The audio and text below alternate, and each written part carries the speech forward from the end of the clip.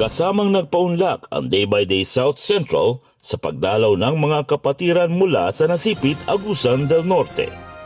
Ang Day by Day Nasipit ay masipag na nagpapalakad ng Child Development Center upang tumulong sa mga batang mahihirap at kanilang pamilya.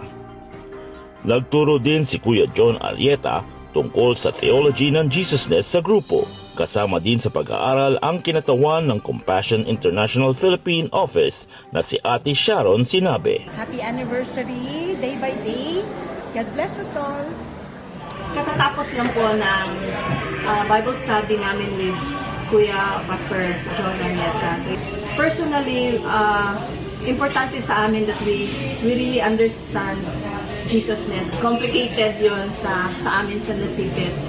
So, gusto namin na ma-understand deeper yun. So, pero simple lang pala ang Jesusness. It's just an essence, the character of Jesus, a lifestyle, or how we should live. Alipayong pagsaulog from Day by Day Nasipit. Mabuhay! Happy anniversary from Day by Day Nasipit.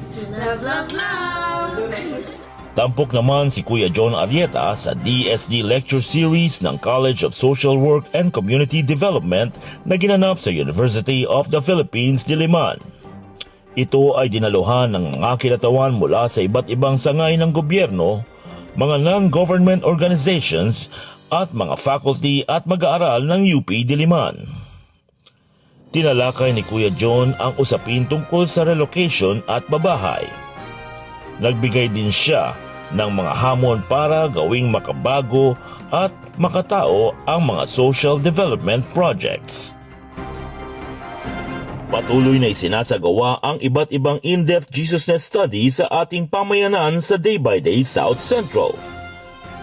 Ang in-depth Jesusness study ay isang pagpapalalim sa theology ng Jesusness base sa mensahe ni Pastor Ed Lapiz na Why Jesusness? Ang pag-aaral ay mahalagang hakbang upang lalong maintindihan ang Jesusness.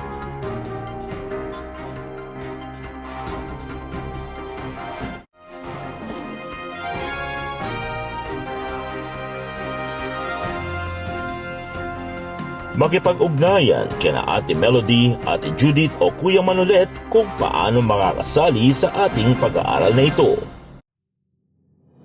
Nagdiwang ng ika-39 na anibersaryo ang kapatirang Day by Day noong nakaraang June 9. Kasamang nakipagdiwang sa PICC Jesus Celebration ang iba't ibang daughter churches, mini bulwagan at sambahay.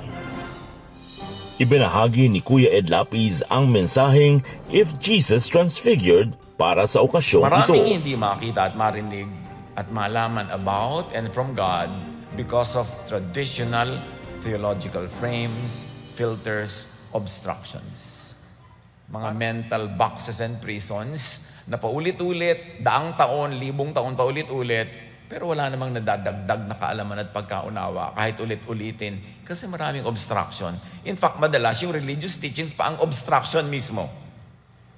Kaya mag-iba naman tayo ng pagbasa, pag-interpret at pag-apply.